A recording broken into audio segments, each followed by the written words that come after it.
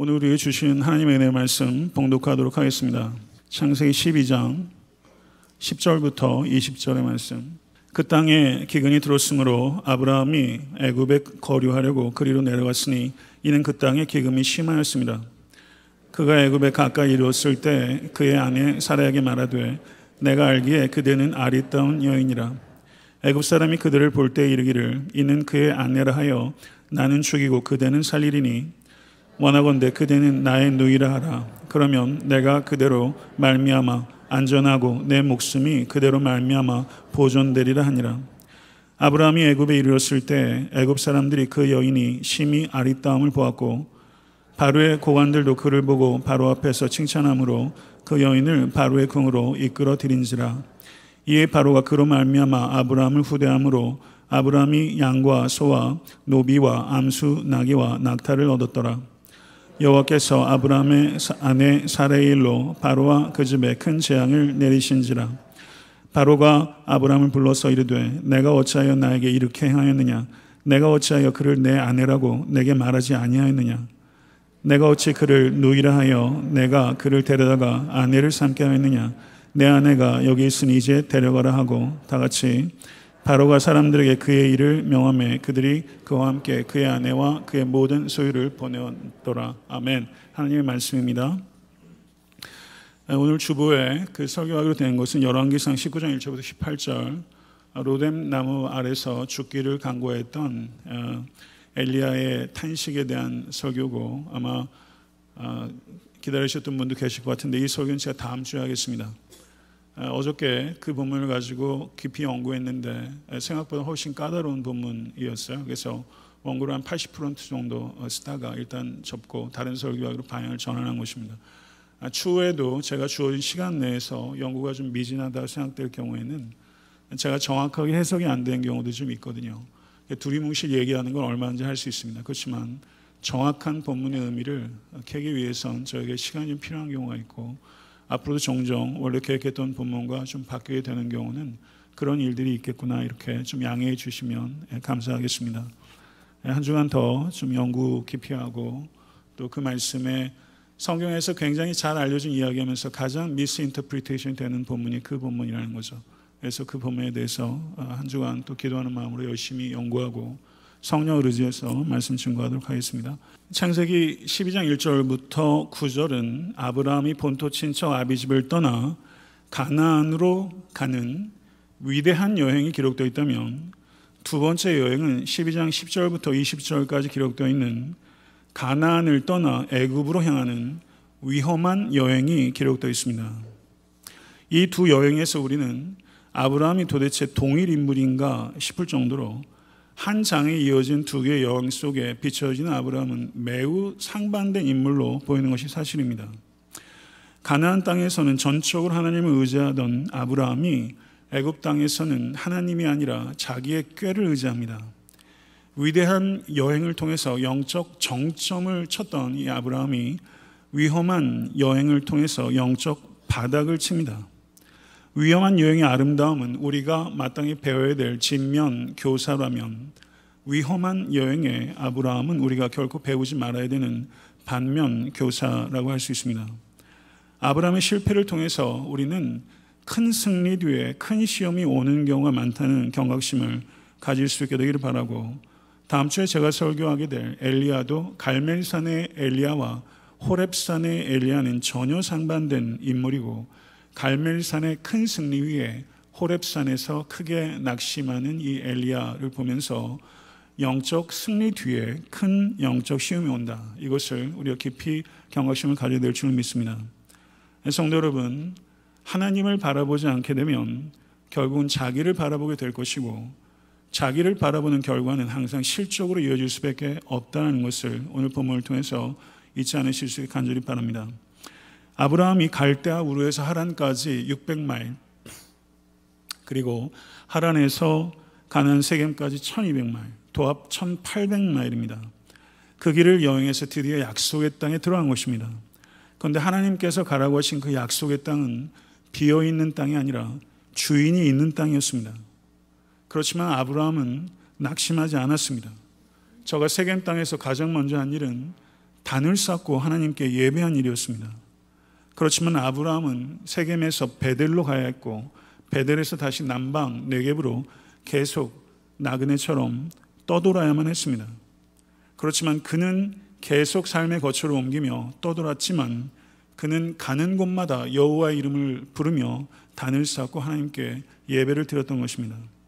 그런데 오늘 본 말씀 12장 10절을 보게 되면 그 땅에 기근이 있으므로 라고 시작되고 있습니다.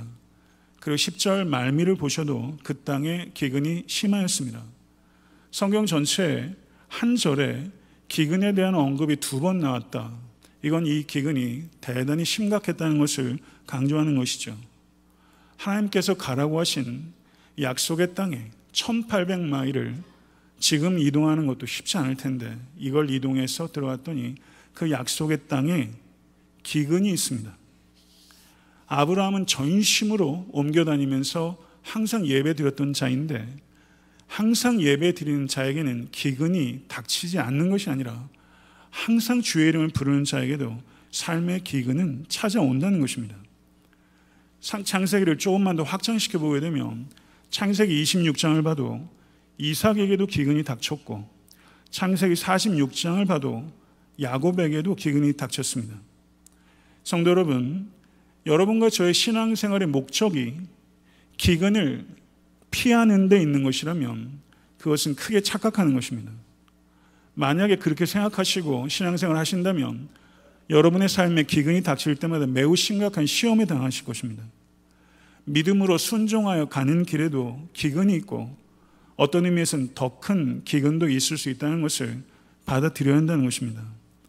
그러면 우리는 도대체 왜 믿고 순종해야 합니까? 믿고 순종하는 것이 기근을 피하기 위한 것이 아니라면 왜 믿고 순종해야 합니까?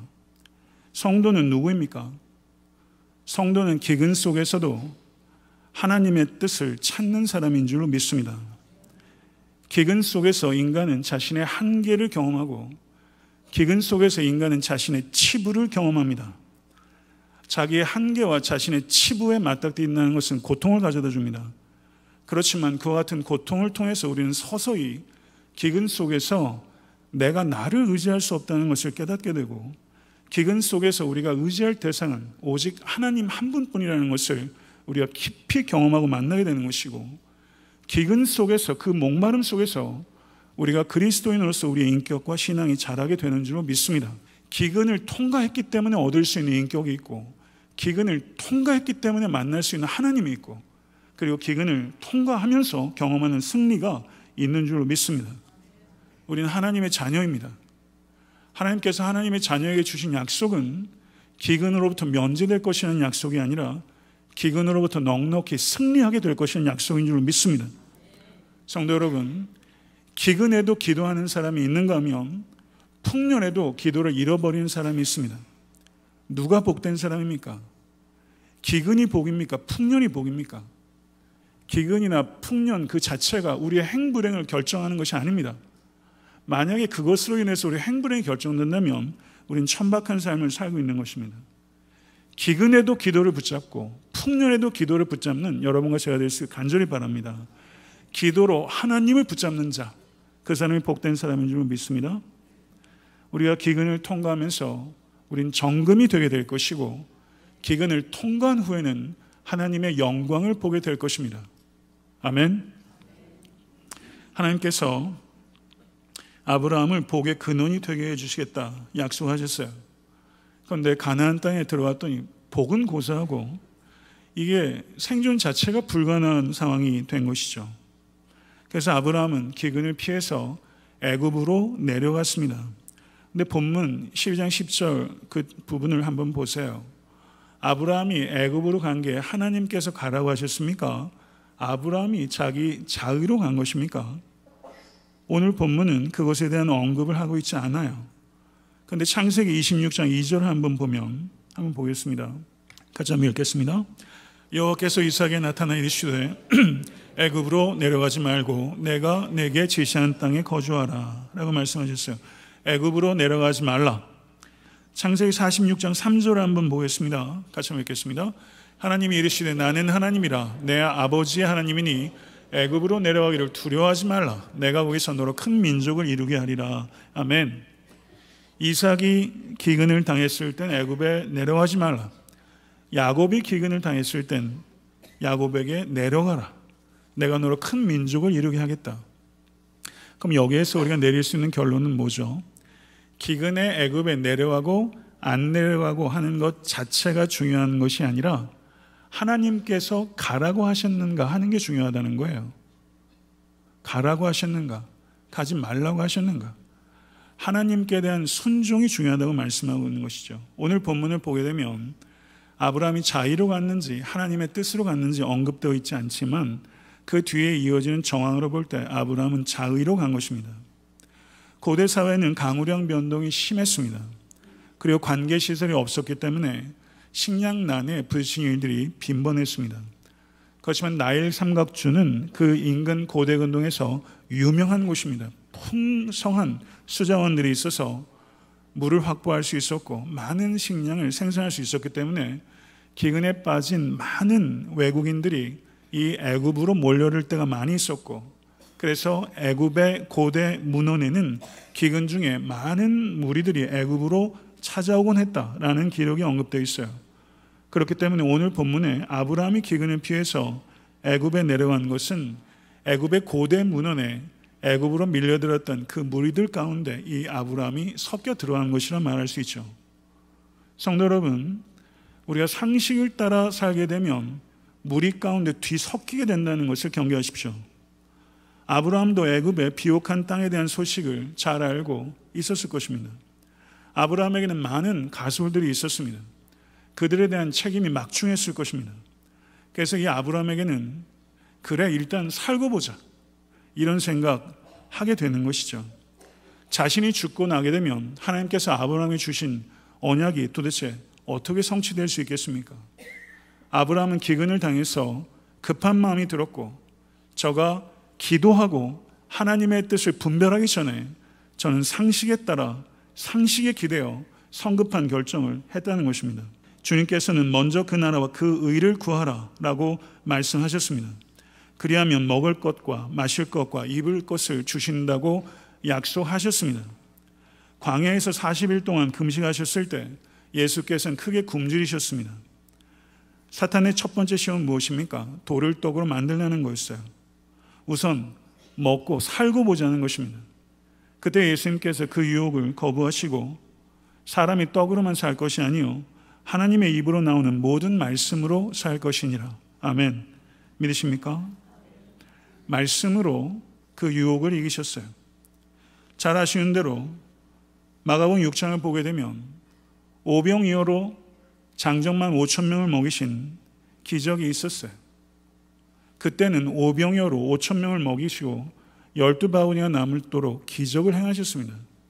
그렇지만 예수님께서 광야에서 40일 동안 굶주리셨을 때는 돌 하나도 떡으로 만들기를 거절하셨어요. 기독교는요, 떡의 중요성을 무시하는 종교가 아닙니다. 기독교는 떡이 최우선이 아니라는 거예요. 우리에게 최우선은 떡이 아니라 뜻입니다. 떡이 아니라 하나님의 뜻인 줄로 믿습니다. 성도 여러분, 아무리 바쁘고 아무리 위태로워도 우선 살고 보자 라는 생각에 저항하실 수 있기를 간절히 축원합니다. 상식 무시하지 마십시오. 그렇지만 상식에 사로잡힐 때 하나님의 풍요를 경험하기 어렵다는 것을 깊이 생각하십시오. 상식적인 판단으로 주님의 뜻을 방해할 수 있다는 것을 잊지 마실 수 있게 간절히 축원합니다. 하나님의 인도하심이 아니라 인간적인 판단에 따라 애굽으로 아브라함이 갔을 때 애굽에 점점 가까이 갈 때 아브라함에게 염려가 생기기 시작했어요. 기근으로부터의 위험은 피할 수 있게 되겠지만 애굽 사람이 자신의 아리따운 아내를 보고서 아브라함을 죽이고 살해를 취할 것을 걱정하게 된 것입니다. 그래서 아브라함이 사라에게 말합니다. 원컨대 그대는 나의 누이라 하라. 그리하면 내가 그대로 인하여 안전하고 내 목숨이 그대로 인하여 보존하겠노라. 귀가 의심스러울 정도로 아브라함이 비겁하고 치졸하게 이루 말할 수 없는 자기 중심적인 꾀를 지어낸 것입니다. 창세기 20장 12절을 보게 되면 사레가 아브라함의 이복 누이였기 때문에 사레에게 나의 누이라 하라 라고 말한 것은 완전히 새빨간 거짓말은 아니라 반은 진실이고 반은 거짓인 것입니다. 이것을 자기 합리화라고 하는 것입니다. 여러분과 저는 냉정하게 살펴보게 되면 합리적 존재일 때보다는 자기 합리화를 할 때가 많은 존재라는 것을 잊지 않으실 수 있게 되기를 바랍니다. 반은 맞는 말이라고 해서 변명하지 마십시오. 완전히 100% 거짓말보다 위험한 것은 반 정도는 진실이 있는 거짓말, 그것이 훨씬 위험할 수 있다는 것을 기억하시고 정직에 힘쓰시는 여러분과 제가 될 수 있게 되기를 간절히 바랍니다. 아브라함이 자신의 아내가 간음죄를 저지르도록 교사할 정도로 저가 악하고 냉혹하지는 않았을 거라고 생각합니다. 이것은 고대 근동의 문화를 좀 이해해 볼 필요가 있다고 봅니다. 고대 근동에서 오빠는 누이의 결혼에 영향을 행사할 수 있었습니다. 아브라함은 혹 애굽에서 사레에게 구원자가 나타나게 되면 결혼의 약속은 하되 그 결혼이 실제 실행되지는 못하도록 그 구원자를 물리칠 수 있도록 오빠의 역할을 할 수 있다고 생각한 것입니다. 믿음으로 살기를 중단하게 되면 이와 같이 궁색한 방법을 찾아내게끔 된다는 것을 경계하십시오. 그러나 아브라함의 꾀처럼 상황이 흘러가지 않았습니다. 일반적인 애굽 사람이 사례를 취하려고 한 것이 아니라 바로 바로가 이 사례를 취했기 때문입니다. 또한 바로는 사례를 데려간 것에 대해서 아브라함에게 후대에서 양과 소와 노비와 암순나귀와 약대를 주었습니다. 아브라함은 말씀을 쫓아 가나안까지 왔고 결국엔 기근 때문에 애굽에 흘러들어왔고 그리고 자기 아내까지 팔아먹게 되는 파렴치한 인생으로 전락하게 된 것입니다. 아브라함의 모습은 믿음으로 살면 우리가 담대하게 살 수 있지만 인간적인 방법으로 살게 되면 두려움이 생기게 된다는 것을 우리에게 가르쳐 주는 것입니다. 사랑하는 성도 여러분, 삶의 모든 형편 속에서 여호와 하나님만을 의지하시길 간절히 축원합니다. 하나님을 의지하지 않게 되면 자신을 의지하게 될 것이고 하나님을 두려워하지 않게 되면 모든 것을 두려워하게 될 것입니다. 오직 하나님만 두려워하실 수 있게 되기를 간절히 축원합니다. 아브라함은 애통했을 것입니다. 너무나 비참했을 것입니다. 애시당초 갈대아 우르를 떠나지 않았을 것을, 애굽으로 내려오지 말 것을 하면서 자신의 선택을 후회했을 것입니다. 상황이 끝난 것처럼 보입니다. 아브라함의 꾀가 철저하게 무너진 것입니다. 그렇지만 성도 여러분, 아브라함의 꾀가 통하지 않은 것이 얼마나 다행입니까? 만약에 아브라함이 꾀로 이 위기를 모면했다면 그것이야말로 아브라함의 일생에 가장 큰 위험이 되었을 것입니다. 아브라함은 그 뒤에 위험이 닥칠 때마다 믿음으로 돌파하지 않고 자기의 꾀로 이겨내려고 했을 것입니다. 모쪼록 꾀가 아니라 믿음대로 살아가시는 모든 권속되실 간절히 축원합니다. 내 꾀대로, 내 계획대로, 내 계산대로 안 되는 것이 사실상은 축복이라는 것을 진실로 받아들이실 수 있게 되기를 간절히 소원합니다. 아브라함의 계획이 완전히 물거품이 된 바로 그 순간 하나님께서 일하기 시작하셨습니다. 하나님께서는 바로의 집에 큰 재앙을 내리셨습니다. 여기서 재앙이라고 번역된 단어가 구약 성경을 보게 되면 매우 심각한 피부병을 언급하는 단어예요. 바로는 아브라함을 불러서 이렇게 말합니다. 내가 어찌하여 나를 이렇게 대접하였느냐? 내가 어찌하여 그를 내 아내라고 내게 고하지 아니하였느냐? 내가 어찌 그를 누이라 하여 나로 그를 취하여 아내로 삼게 하였느냐? 라고 이 바로가 아브라함에게 3번이나 어찌하여라고 말하면서 아브라함을 원망과 분노의 감정을 아브라함에게 토로하고 있는 것이죠. 바로가 이렇게 3번이나 어찌하여 내게 그렇게 하느냐라고 꾸짖을 때 아브라함은 한마디도 대꾸하지 못했습니다. 자신이 잘못했기 때문입니다. 요즘 성도와 교회가 세상으로부터 이런 질책을 받고 있습니다. 세상을 꾸짖어야 하는 교회가 세상의 꾸지람을 듣고 있는 것입니다. 세상이 변해야 된다고 외쳐야 될 교회가 세상으로부터 교회가 변해야 된다라는 이야기를 듣고 있는 것입니다. 사랑하는 성도 여러분, 이 자리에 계신 여러분들과 애타한테 섬기는 교회, 그리고 이 땅에 있는 교회들이 세상이 변화되라고 세상을 꾸짖을 수 있는 거룩한 사랑의 공동체가 될 수 있게 간절히 소원하고 이 일을 위해서 기도하시고 헌신하실 수 있게 되길 바랍니다. 아브라함이 잘못한 것을 하나님께서 왜 바로에게 벌을 내리신 것입니까? 바로에게는 무슨 잘못이 있는 것입니까?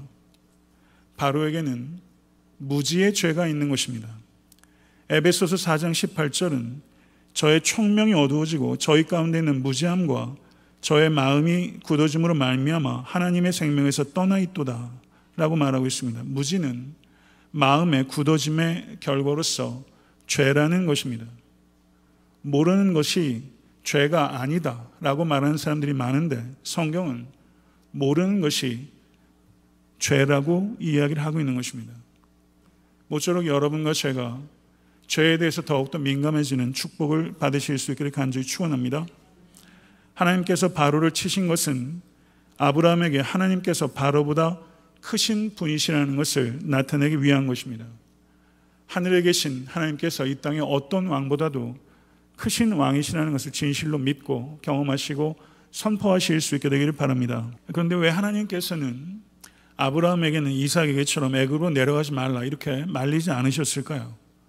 애초에 말리셨으면 이런 일이 발생하지 않았을 텐데 말입니다. 아브라함은 애굽에서 치욕을 겪었습니다. 그리고 그와 같은 치욕을 통해서 자기를 발견했습니다. 그리고 내 문제를 해결하실 수 있는 것은 오직 하나님 한 분뿐이시라는 것을 그와 같은 치욕을 통해서 아브라함이 배우게 된 것이죠. 치욕을 통해서 값비싼 대가를 치르고 오직 하나님만 의지하는 그런 공부를 하게 된 것입니다. 아브라함이 1800마일을 통과해서 가나안에 도착한 것은 그의 신앙 여정의 끝이 아니라 그의 신앙 여정의 시작입니다. 중생한 그리스도인들은 중생한 것이 신앙 여정의 끝이 아니라 신앙 여정의 시작이라는 것을 잊지 않으실 수 간절히 축원합니다. 여러분과 저는 거룩해서 구원받은 것이 아니라 거룩해지라고 구원받은 것입니다. 신앙의 길은 먼 길입니다. 하루아침에 성자가 되지 않습니다. 빌립보서 1장 6절은 너희 속에 착한 일을 시작하신 이가 그리스도 예수의 날까지 이루실 줄을 우리가 확신하노라 라고 말씀합니다. 우리를 의롭다 인정해 주신 하나님께서 우리를 성화시키고 계시고 이 땅에 주께서 다시 오실 때 우리의 육신이 그리스도의 몸과 같이 변화되어 영화가 완성되게 될 줄로 믿습니다. 바로는 아브라함을 무사히 보내주었을 뿐만 아니라 많은 소유조차 가지고 떠나게 했습니다. 아브라함이 잘한 것이 하나도 없는데 하나님께서는 아브라함에게 애굽에서 많은 소유를 얻어서 나갈 수 있도록 하신 것입니다. 창세기 13장 1절과 2절을 보게 되면 거기에 이렇게 언급합니다. 아브라함이 애굽에서 나올 때 그와 그 아내와 모든 소유며 롯도 함께하여 남방으로 올라가니 아브라함에게 육축과 은금이 풍부하였더라. 기근이 심하였는데 아브라함에게 은금이 심히 풍부하게 된 것입니다. 하나님께서 아브라함에게 이와 같은 축복을 주신 것은 아브라함에게 선한 행위가 있었기 때문이 아니라 하나님께서 아브라함에게 전적인 은혜를 베풀어 주셨기 때문입니다. 오늘 본문에서 아브라함이 애굽에 내려왔다가 다시 나온 이야기는 하나님의 구속사에서 두 가지 중요한 역사적 사건을 예시하고 있습니다. 하나는 야곱 일족이 애굽으로의 이주와 노예살이와 출애굽 사건을 예시하는 것이고, 또 하나는 제2의 출애굽 사건으로서 이스라엘 백성이 바벨론으로 끌려갔다가 다시 팔레스타인으로 돌아오게 되는 사건을 예시하는 것입니다. 아브라함이 애굽에서 나올 때 많은 소유를 얻어서 나온 것처럼 창세기 3장 21절과 22절은 이스라엘 백성이 출애굽할 때도 애굽 사람으로부터 온갖 폐물과 물품을 취하여 나왔다고 언급하고 있습니다. 바벨론에서 이스라엘 백성들이 돌아올 때도 에스라 1장 6절은 은그릇과 황금과 짐승과 보물과 예물을 가지고 그들이 나왔다라고 언급하고 있는 것입니다. 성도 여러분, 말씀을 맺겠습니다. 인간은 하나님을 바라보지 않으면 언제라도 실족할 수 있는 약한 존재라는 것을 잊지 않으실 수 간절히 축원합니다. 우리의 신앙생활의 목적은 기근을 피하는 것이 아닙니다. 하나님께서 우리에게 약속하신 것은 기근으로부터의 면제가 아니라 기근으로부터의 승리를 약속하신 것입니다. 그러므로 기근의 때에 계시다면 기도를 붙잡으시고 하나님의 뜻을 찾으시고 성령을 의지해서 그 뜻을 이루시는 축복이 여러분의 삶 가운데 이루어지기를 간절히 축원합니다. 모쪼록 우선 살고 보자 라는 생각에 저항하시고 하나님의 뜻을 최우선으로 삼으시기로 오늘 이 자리에서 결단하십시오.